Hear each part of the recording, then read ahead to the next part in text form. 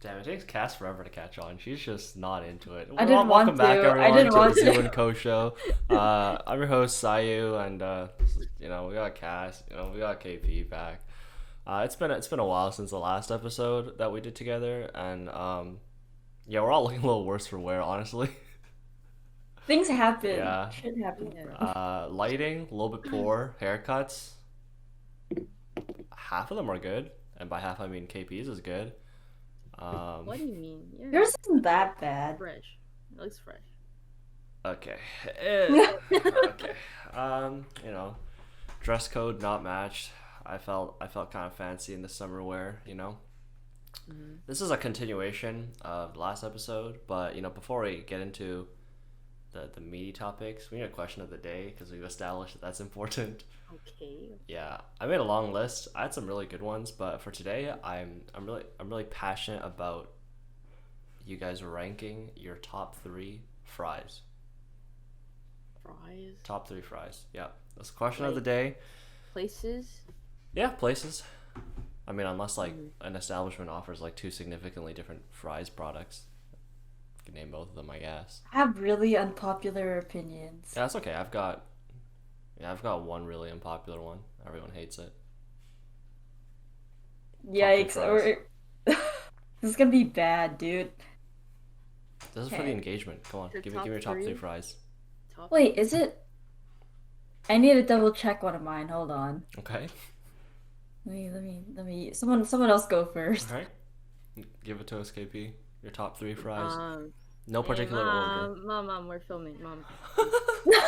Hey, this is important. We're ranking our top three fries right now. Can you come back in a little? LC, LC. Oh my god.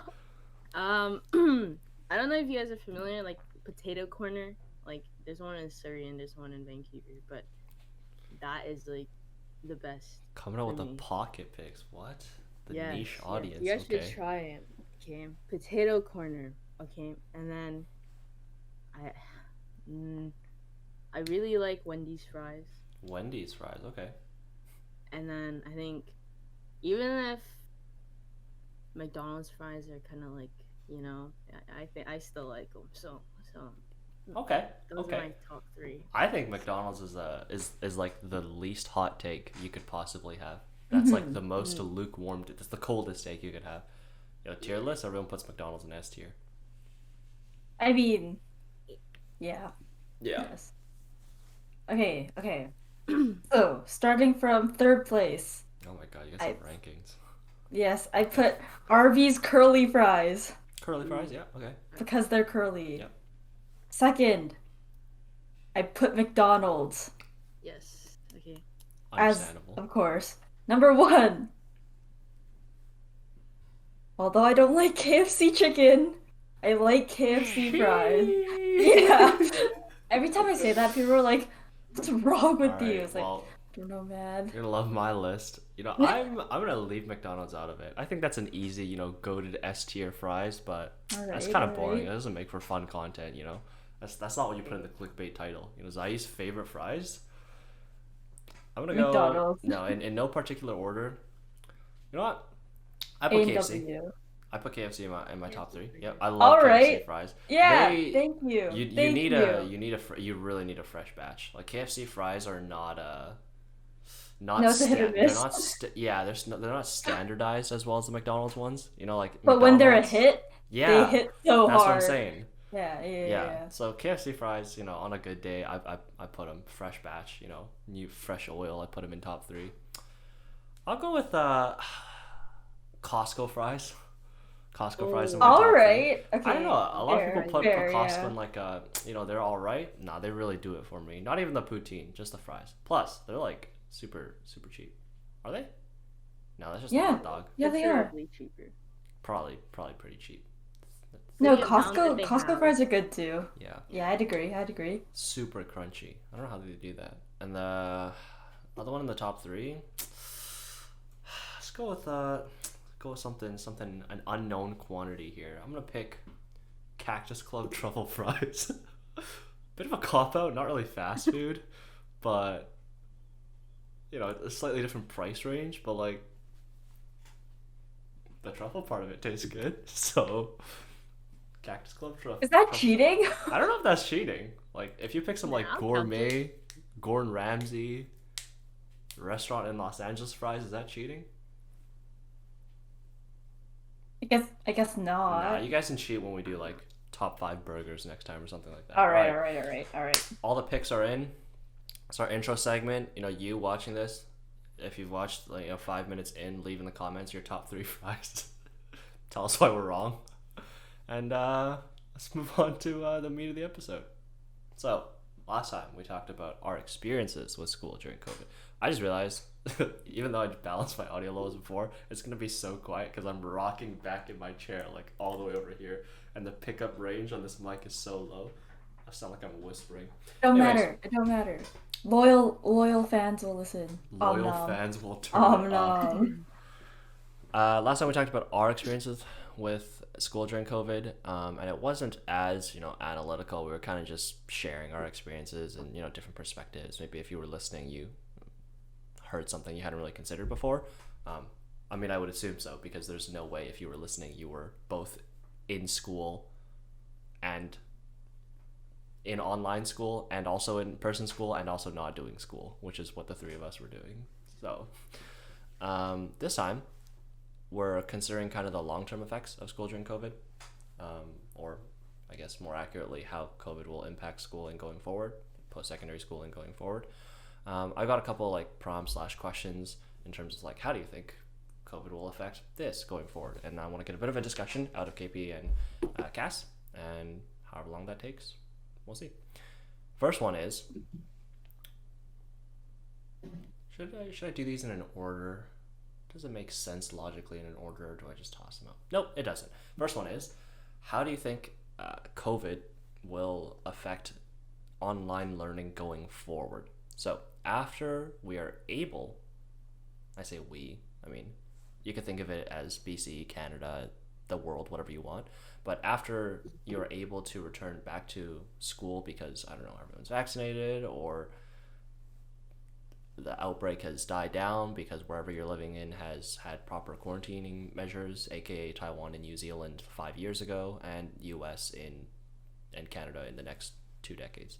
Once that's safe to do so, how do you think schools will react in terms of like online accessibility?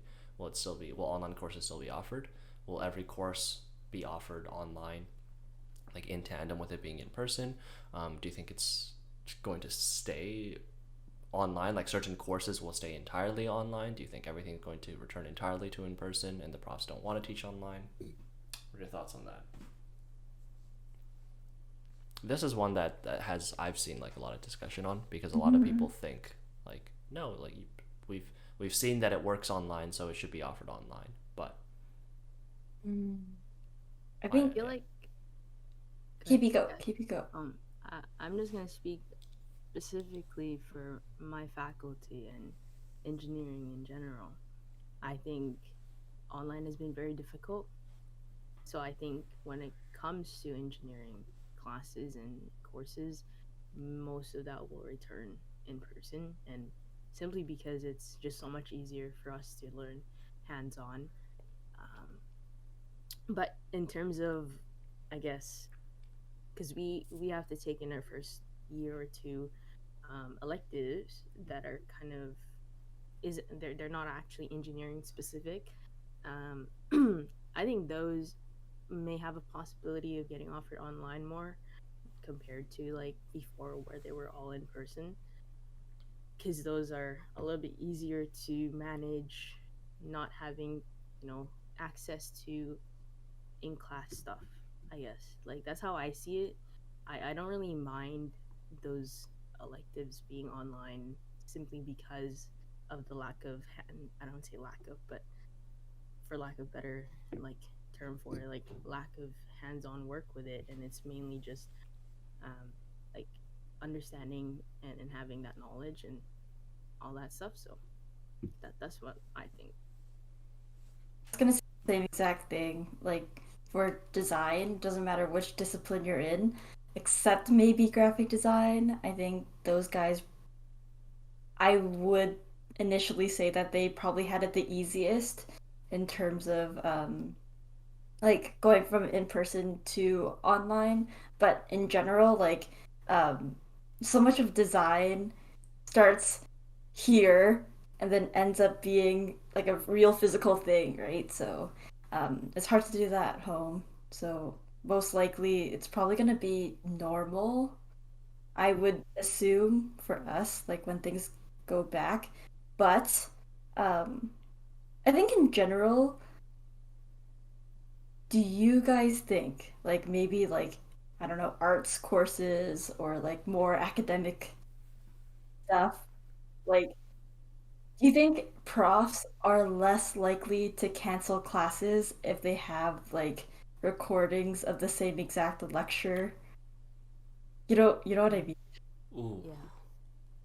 tough Because question. yeah, because it's like I have all these recordings from COVID. It's the same exact lesson. I can't make it today, but here, I'm gonna upload this. So you don't come to class but watch this, for example. Right. I think that varies quite a bit by faculty and like school because I know that that's a thing. Like I've heard of friends who are like, oh, my prof didn't show up today, like what the heck, or something like that, right? It's not Hmm. exactly like high school where it's like, oh, we have a sub today, yay, and we're doing something unrelated to my course, right? Like the prof will Hmm. just cancel and be like, here, I'll send you a video or the lecture notes or something like that. Yeah. But for me, I don't remember the last time that any of my professors were unable to make it to a class. Um, including during COVID when you would expect things to be a lot more hectic. Almost all of my classes were synchronous, so they still had to be present for that. And I still don't recall the last time my prof like couldn't make it. Right, there's one time they dropped out mid class because of like a power outage, but I mean like that's it. So I don't want to make any comments on like why I think that is. Like I don't know if that's a difference in like their not job description, but like their expectations within their roles, whether in Hmm. some either faculties, Or departments, probably by institutions, school by still. schools, Yeah. whether like that's more common. But for me, like I didn't consider that to be a problem because I literally don't remember the last time that someone didn't show up. Um, but now that you bring it up, I mean, there's no way that it goes down, right? Like there's no Yeah. reason that profs would miss class less. So the Hmm. only possible like if there's a as however minute the changes, the only possible change I could see is they miss class more because they have those recordings.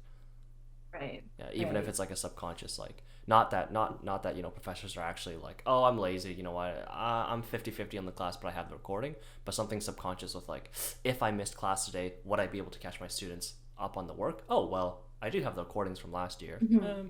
Maybe that influences your judgment a little bit. Yeah. Yeah. So that's one thing I thought about just briefly, but like other than that, for me personally, I can't see it not going back to normal. Yeah. Yeah. Any other thoughts, KP, before I close out this question? No, I guess like just speaking on what you um talked about. Just I think for me, I only had like one or two classes get canceled. So I would all I kind of have the same take as Zaiyou on that. So, Yeah. but I guess it does really help that because I think one professor it was one professor that specifically that I remember where we actually just like didn't have any other like material to like learn on or like any videos to watch or anything. So now I guess he or she has that like that freedom to say, hey, I'm not gonna be there, but here's the video I sent like when COVID was a thing. Yeah. Yeah. I mean, if nothing else, like one silver lining, no, I don't remember if we talked about in our last episode, is like professors will have that material ready, right? It's Mhm. not necessarily just for if they miss class either. Like you can use it to enhance your learning. If they didn't have videos before, they have videos now. I'd say Um, like they at least have a safety net yeah, in case they get sick or yeah, something. yeah, Yeah. and yeah, we were thinking about it in quite a like a. The question was phrased in a very pessimistic way, right? It doesn't have to be Mhm. they miss class because they're like, we can always fall back on this. If they miss class because they have to make a trip to the hospital and they're hospitalized for 2 weeks, like now they have material they can share. It doesn't have to come out of a place of like, laziness or like trying to evade work, right? Oh, actually, I have a scenario. So, in my second year of my program, which was the last year, my professor went on mat leave, and then she was due like I want to say like just before halfway through the semester, and then like everybody knew that, right? So they um, prepared for her leave and stuff like that. And then while she was gone for like 2, 3 weeks, we had stuff to do and we knew what to do anyway. Hmm.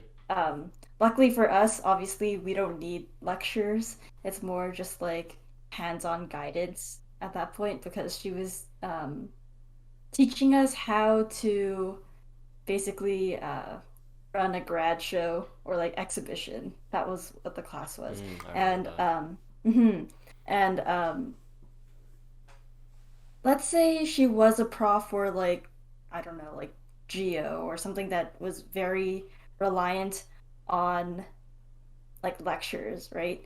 Um, I guess you guys don't have the same experience, but if your female prof was pregnant and then obviously she couldn't make it to school for like a month after, would you get a new prof? I think so. Right. Yeah. And then obviously she wouldn't get paid, or it would be like paid mat leave, but it wouldn't be like your typical. Ooh. Because what I'm trying to say is if a teacher is pregnant, Mhm. she could still get paid her regular like salary, not just paid mat leave, but also her regular like whatever if she has the online stuff to give to the students. You know what I mean? Does that Yes. change Yeah. anything? Yeah. Ah, is paid mat leave Mm.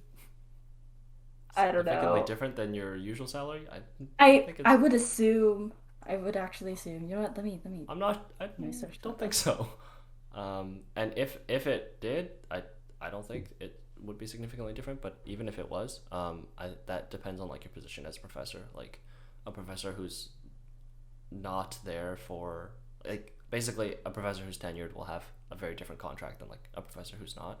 So presumably, if you've been with the university for I don't know 10 years or something like that, and you have a kid, like that's different than if you were teaching in your first year or something, or like a teaching Hmm. associate, something like that. As we patiently await the answer of how paid mat leave works, which I would probably know if I didn't drop out of my employment law course halfway through. Why did you do that? We needed it. Uh, Good question, because one of my professors was on medical leave and we had a I replacement see. professor. So, small world. Um, I don't want to leak false information because I'm just skimming it. BC maternity leave laws. Okay, this is Oh, now talking we got about KP on the case. when you can buy. Yeah, well, we're all Updating gonna Google it. you have 60 days. Parental leave, extending your leave, vacation. Wow, what an interesting episode. Maybe we'll just like speed it up here and then Yeah, like maybe. It's like 10 minutes of us just looking for answers. Yeah, we're gonna look real stupid on this one. This is gonna be one of those like, you're wrong. all I'm seeing is stuff about like EI, which makes sense. Yeah, I mean, And EI is certainly not the same as your like actual honestly, I will. salary, Yeah, right? I will be very honest in admitting that I'm entirely uncertain, especially when it comes to profs, because I think this could vary a lot based on positions. For example, for a professor, like as much as we see their teaching side at a research university like UBC, the professors for a lot of them, the like greater part of the year is spent doing research, and they only teach for one Mhm. term or something like that. So I have no clue whether not teaching for 2 months or something like that will actually affect like their other work in terms of doing research, right? A lot of profs do research like while they are teaching, like in the same Mhm. semester. Like they don't. I Mhm. mean, you don't just pause that for a couple months while you deal with students. So Yeah. it could be that you know theorizing they get paid because that's their main role within the position, and they're only teaching. I don't know how to say it. Like not like for fun, obviously, but like that's only one part of their job. Mhm. Um, yeah. I think we'll leave this thought at maybe pregnant people can benefit Yep. from this. Yeah. Or not just pregnant people, but like injured Yeah. Yeah. professors. Anyone who has to take a extended Extended, leave of yeah. absence, Hmm. yeah, you'll have the materials ready for that. Hmm. Um, yeah. What were my closing thoughts on this topic? I think, as much as I would like a lot of classes to be available or offered online, I don't believe that they will be. I have like a very different like circle.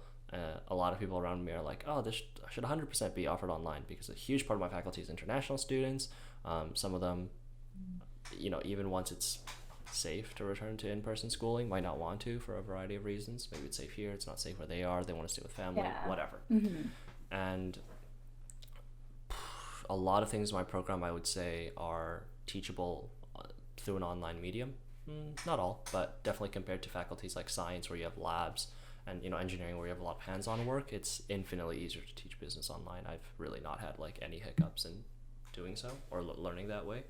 Hmm. However, I think just by the fact that everyone, including students, professors, but also students, use the language, once we return to normal, I think it's kind of a subconscious thought that everyone wants to head back to in-person schooling because that feels like what is the standard or what's the norm. And I really can't see professors doing all the extra work of preparing, online materials again if they need to, for like a different class if they didn't have to. Yeah. That's kind of a bad way to put it, but basically, like, for a lot of professors, even in my faculty, which I would uh, say tends or skews to the younger side, my professors in business, more technologically adept, more open to taking on challenges like recording online lectures. A lot of them don't seem super enthusiastic about, the opportunity to shift everything to online and digitalize everything. The vast majority of them are still like, this is so difficult over Zoom. Like, I would have much rather taught this in person. Things are more difficult to coordinate online, and I don't see them like really pushing for offering classes online if it's not absolutely necessary. So I would love it if it were the case. I think it would be fantastic for accessibility for students, but not not not going to happen would be my guess. Hmm. Next prompt is question: how do you guys think this whole experience will affect how students feel about in-person learning? Specifically, like, do you think people will want to be crammed into classrooms again? Yeah, I was thinking about that because I think even if you have been vaccinated, like still being around a big group of people is still, I don't know if it's like this for you guys, but for me it's this feels weird. I don't know, or if like right now where we live, we can't eat or dine in Mm-hmm. right now, but then Is that opening you're still tomorrow? supposedly, but as of right now, As of this today? very moment, we cannot. Yeah, fair enough. But like, yeah, but like, I don't know. Sometimes it's like waiting in line and then somebody standing too close to you, and it's kind of like, you know, like, sir, please, right? So like, I think when we go back, even if the universities expect us to cram in, there's still going to be a subconscious like habit of us like probably sitting further Mm-hmm. apart than usual, you know? Mm-hmm. Yeah. Or like staying extra close to our like cohorts, whatever. So I think that's that. But like general cleanliness will probably be a lot better now, you know? Yeah. KP, Everybody will probably have hand sanitizer, hopefully, maybe. agree, Always. disagree from your experience? Definitely agree. I I don't know, because just looking back and trying my best to remember how big our classrooms are. It's been a while. Um, some of our classrooms are quite packed, and we have about like 100 or so, like a little bit less, a little bit more, depending on the class. So I think there's definitely going to be that subconscious, like, thought. It's just like, okay, maybe I should, stick like this certain distance away from this amount of people. But I'm not sure how SFU is kind of handling it. To to my understanding, because we're supposed to go back in the fall.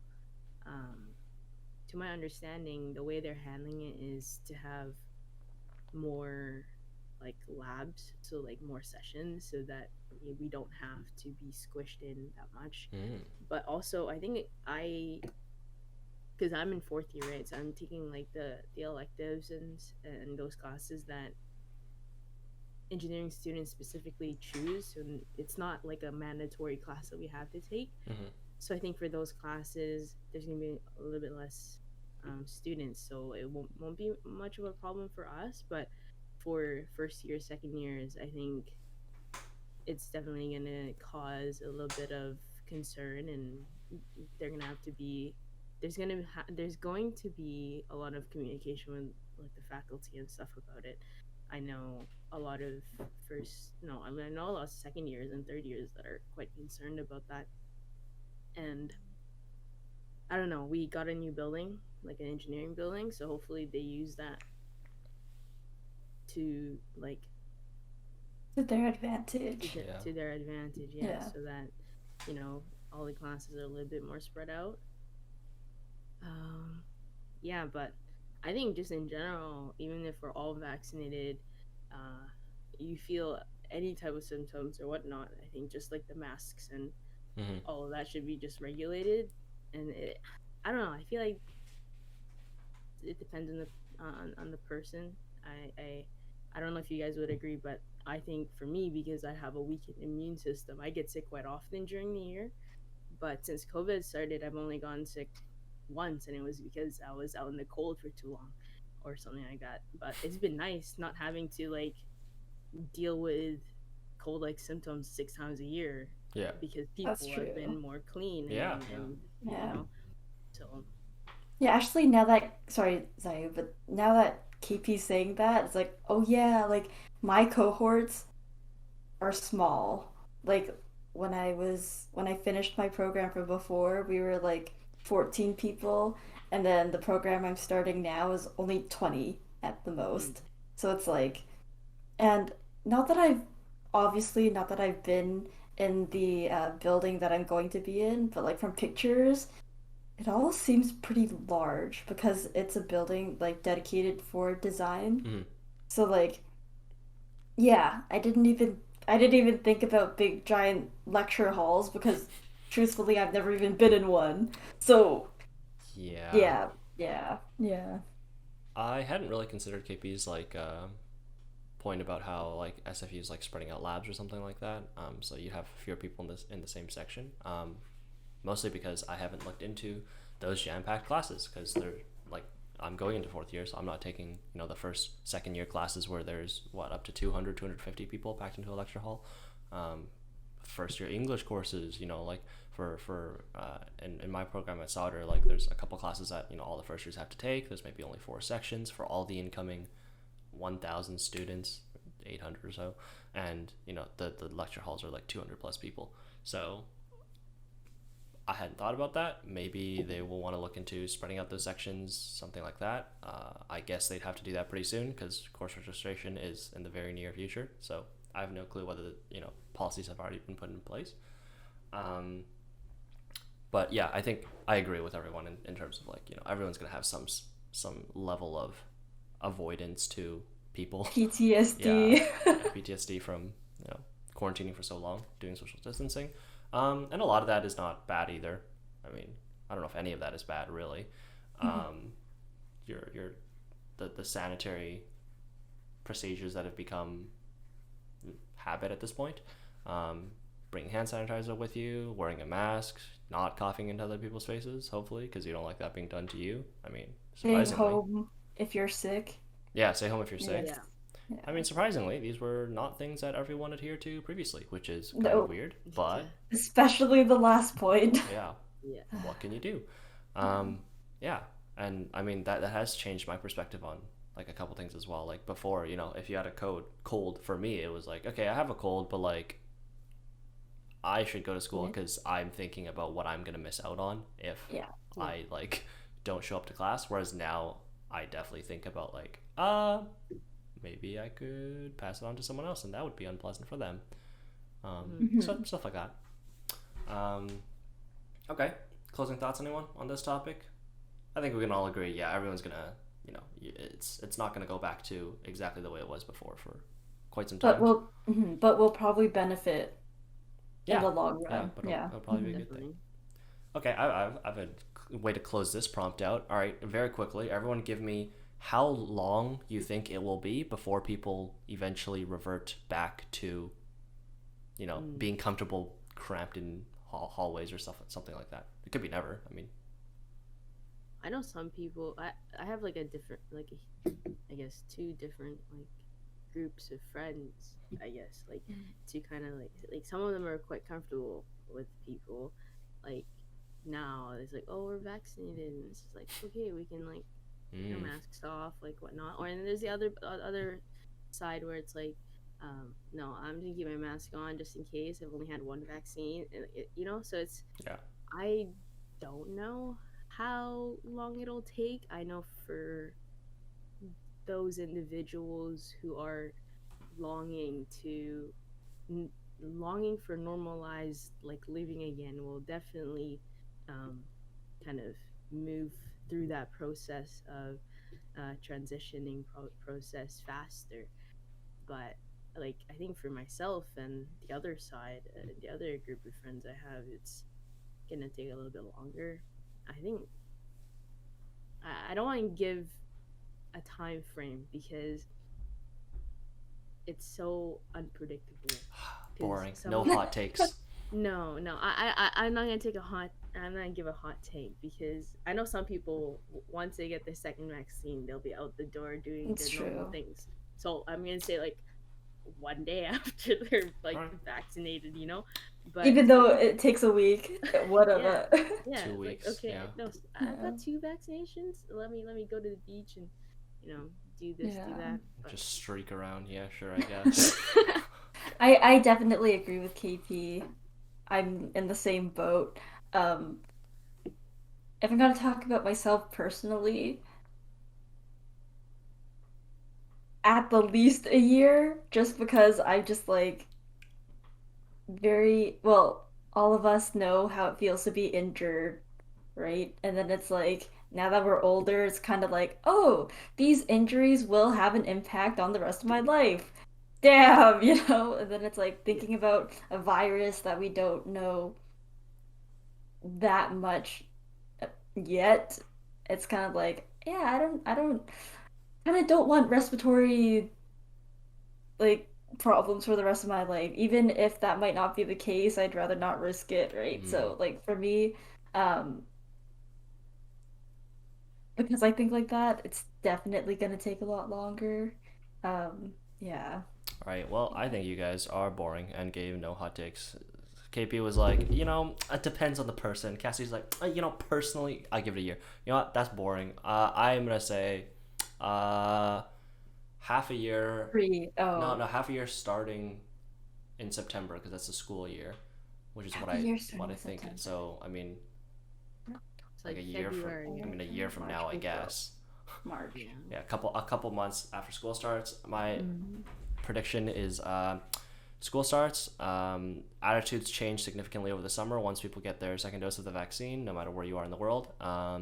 Very big international hub at UBC. People start partying when they're in first year in the fall. Some people shun them. Some people partake in it because they don't care. And then by the time second term hits, that atmosphere of, oh, it's okay to hang out has already permeated through the rest of the student body. Now, obviously, like that differs by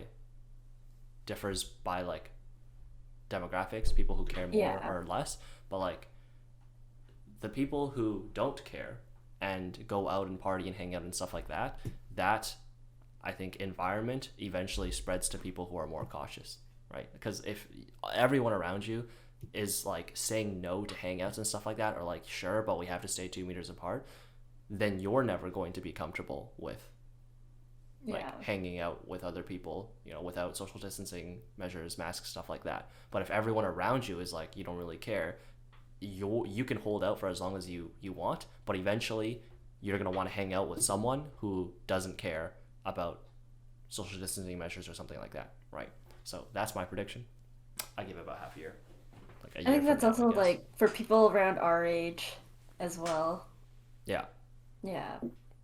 Yeah, because if we were talking about like uh, younger kids, like in elementary school, uh, I tutor a bunch of them. And I was asking them how their schools are handling it, and obviously, if you're that age, you are not going to get your vaccine until after people our age, so people in our 20s. Yep. So like, um, yeah, obviously for them, it's probably going to be the same next year.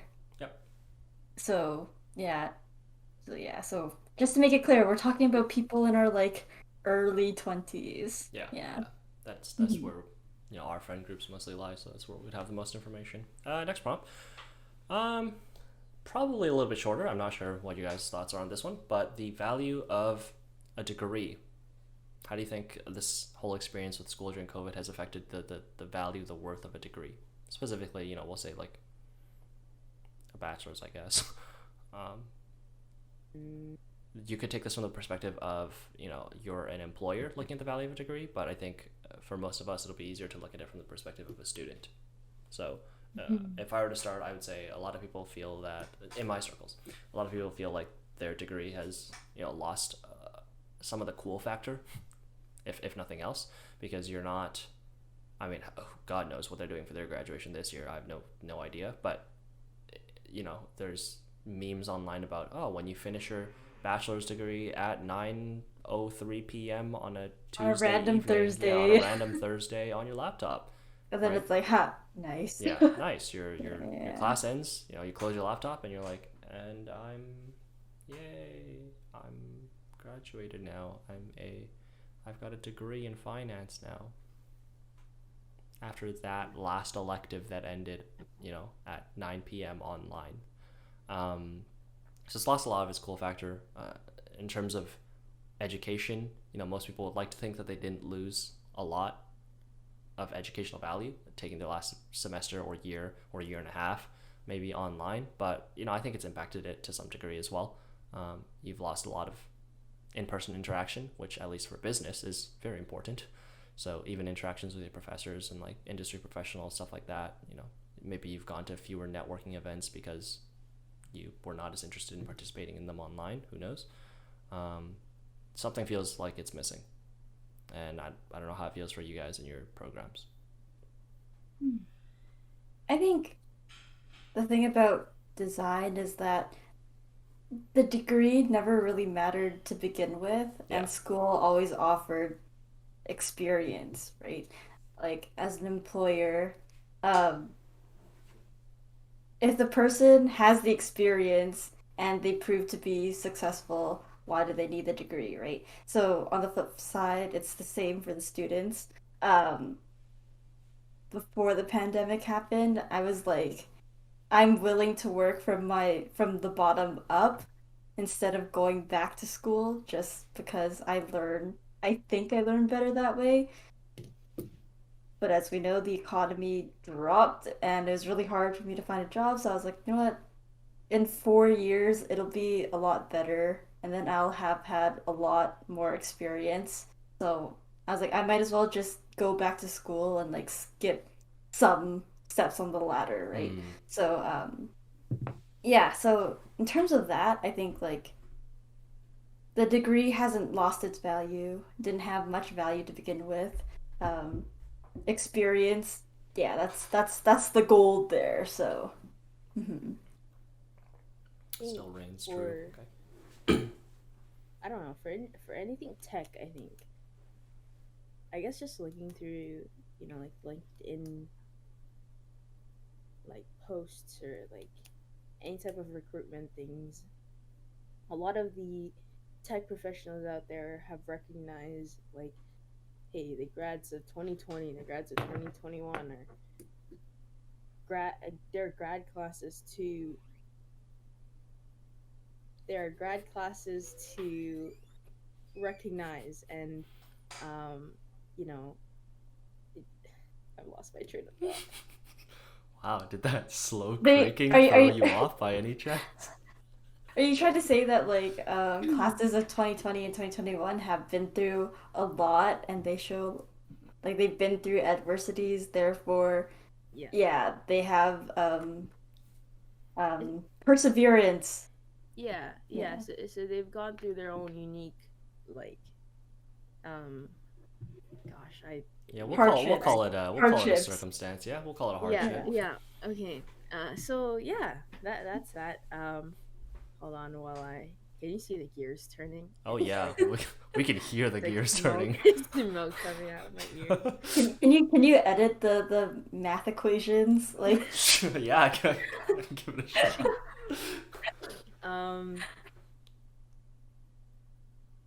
Sorry, I'm trying not to laugh so I can think, but I think and I laugh and That's not a terrible problem to have. I mean, you could like zone out when you think. That's just look like you have an empty, I'm sweating. dead. Okay, let's take a little bit of pressure off of KP. She's overheating. Her CPU is going crazy right now.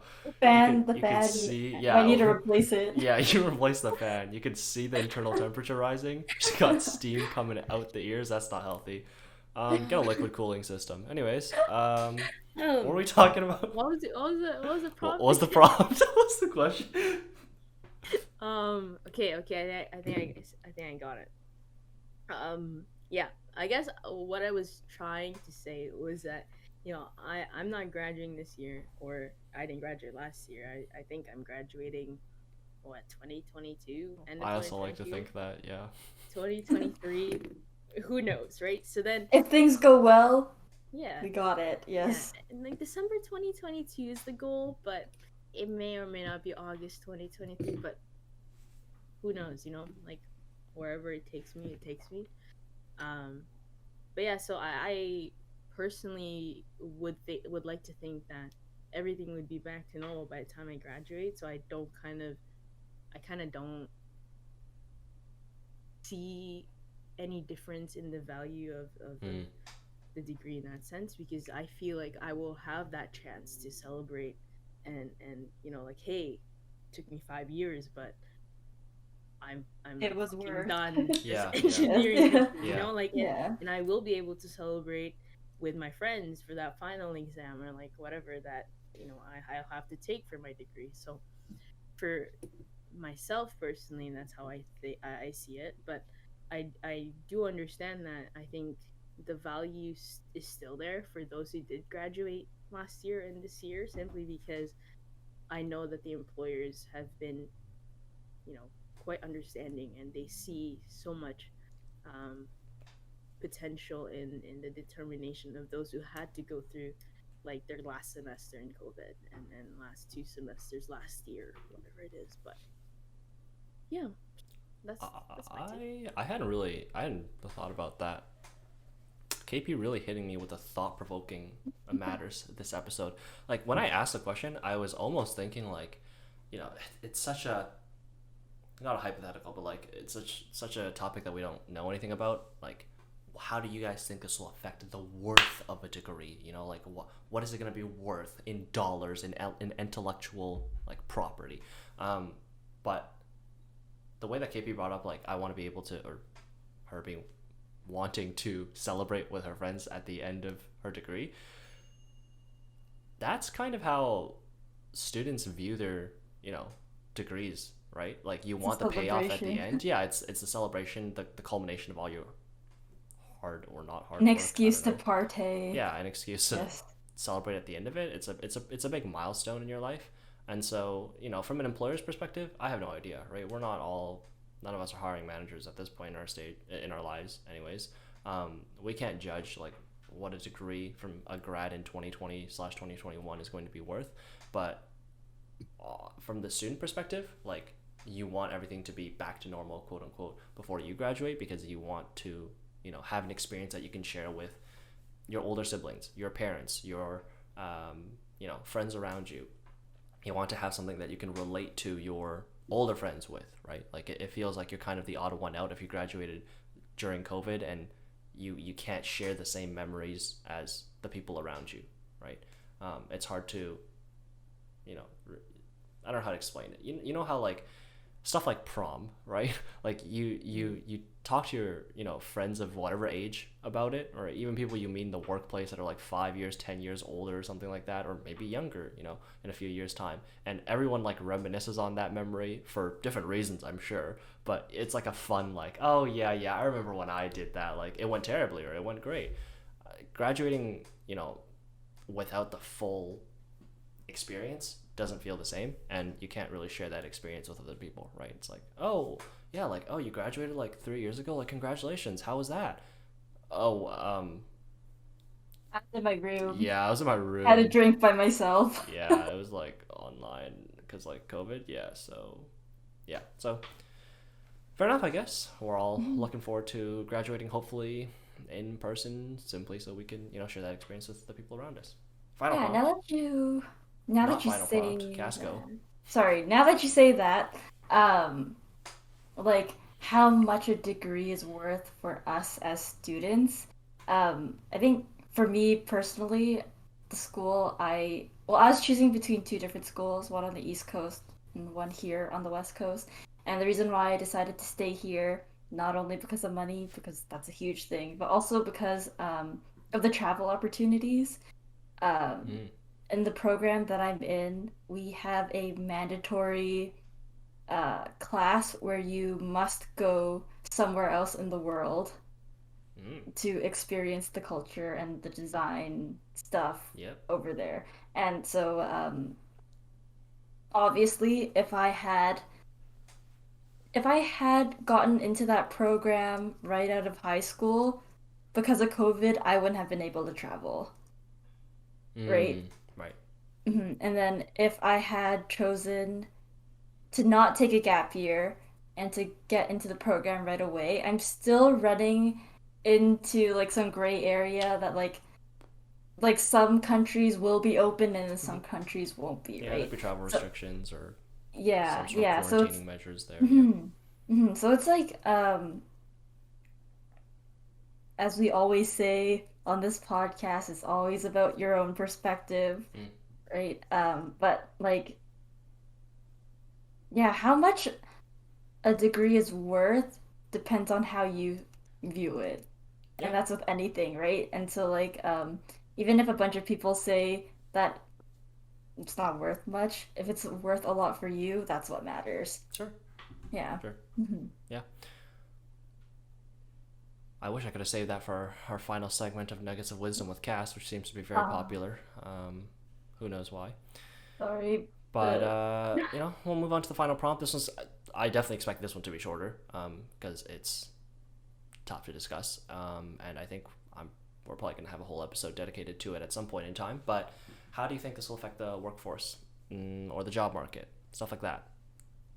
And I say it's going to be short not because there's nothing to talk about, but because I don't want to delve into it. I only want to bring it up because it relates somewhat to our discussion about graduation and all of us in a few years' time, heading few years' time, heading into the job market. So I I have will. I have 3 words to answer that. Oh wow.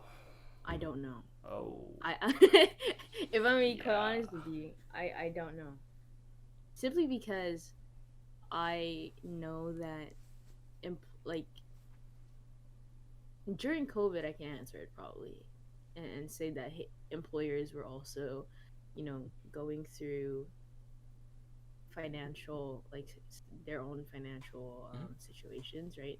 So there were a a slight decline in the amount of jobs open, for like I would say speaking slight. on like co-ops and stuff, Sure. right? Ah, Specifically for co-ops, I know that when COVID first hit, I know a few people that were in an 8-month co-op starting in January of 2020, but then they got laid off in Oh, March. So then wow. that kind of messes up with the degree kind of Yeah. thing, right? Yeah, of course. And it, that's brutal. Yeah, Yeah. I hadn't thought about That's that. so brutal. yeah, so I think during the pandemic and the beginning months, the initial kind of part of it, there was definitely a decline in not, and I would assume it's the same thing with like actual engineers, um, and those who have their engineering titles. Like I'm not gonna say they don't have like the credibility or anything for anything. It's just this is how it was right in the beginning. Like some people lost their jobs and that was the reality of it, and it sucks. But I think moving forward, I don't, I have no clue how it's going to be affected, simply because kind of like going back to the previous prompt where it's like from an employer perspective, we don't really know how they see the value of our degrees. So then they don't know, like, hey, like, was it easier for them to get this degree because it was all online and like they had to do less of this, less of that? I don't know. Like, I'm kind of just looking at every faculty or like um, program in general. It's kind of hard to tell. So for me, it's like after, like, once we get normalized, like, and things, second vaccines roll out and all that, I think it'll be easier to tell and just be like, okay, the way it looks, there's more, like, there are more openings. There's Yeah. more. I don't know. Like, you guys understand what I'm trying to say? Yeah. Yeah. Kind of like finding hard to find the words. Finding hard to find the words. Yes. Yes. Well, let me jump in there. I think KP's just hitting me with all sorts of knowledge today. The more you like try with this prompt, especially whenever you try to answer a question, it just brings up more unknowns. So, for example, a lot of things that I'm sure we can talk about in a future episode, but like, who knows how many positions will be available, right? A ton of people, I don't know how much in Canada, but I know for the States it's really bad, are quitting like minimum wage jobs, right? Or jobs in like frontline positions, service positions. We're talking like Chipotle or like Wendy's, McDonald's, stuff like that, right? And there's a lot of reasons that could be going into that. Some people are really judgmental about this fact and are saying like, oh, they're only quitting because they're on EI and government handouts, and they're all they're just lazy and they think they can get away with it. Some people are like, no, it's good, quit your jobs if you're not being paid a livable wage, and show that that's important. A variety of reasons going into it, but either way, that's a huge impact on the job market. COVID, taking a toll on the finances of smaller businesses, right? Not huge multinational corporations, but smaller businesses that can't support the same number of employees, given their COVID period sales, something like that. That reduces the jobs available in our area. A lot of unknowns. I have a very limited amount of experience, like in hiring, and when I've conducted a couple group interviews, for me, I could clearly tell the difference between a group of people that were a certain age group, like right out of high school, and who were about a decade older than them. Right, there's a clear difference in maturity, level of communication skills, despite the fact that the older group, a lot of them were ESL and immigrated from another country, and the high school ones were fresh out of high school in Vancouver, BC. I think something similar could potentially be seen in like graduates of the 2020-2021 year. I don't know what that like indicator is, but I think if you were working at some huge company, we're talking like Amazon, and you're hiring dozens and dozens of people every season, and you're doing group interviews, it's possible that there is something that only exists in this recent crop of graduates. Maybe you can see something in them. Maybe it's good, maybe it's bad. I have no idea. Right? Maybe you see something good and they're all very resilient. Maybe you see something bad in like half of them cheated to get their degrees. I don't freaking know. But those are things that like we wouldn't have the answers to. It's more just like food for thought at this point in time. Right? Only time can tell. But But I think it will be interesting in maybe 2 or 3 years' time to look at, your LinkedIn timeline with people posting, research shows that, graduates within the last 3 years did this, right? Got 20% or were 20% more successful in like finding a job in their field, or like 30% less successful. I'm really looking forward to seeing the after effects and how intuitive or counterintuitive they might be, right? I think I was thinking of this more like maybe in the future, let's say we all have landed our career jobs, right? I think the way I was thinking about it, I think it could go in 3 directions. The first one could be that, assuming that we have bosses, right? Um, it could be that people are more understanding, like if you're sick, like, oh, just stay home, right? Like it's not worth it, stuff like that. Sure. They'll be more understanding of like leaves, right? The second is that it could go in the complete opposite direction where the grind just gets worse, right? Like, for example, like in Asian countries, especially, where the hours are much longer and you're expected to do that. Now that employers know that most people have the resources to work from home, it might be worse that way. Like, yeah, you can leave, but you better do this, this, and this since you're at home anyway, right? Or it could be a mix of both, right? So, yeah, I That was makes thinking sense. about it that way. Yeah.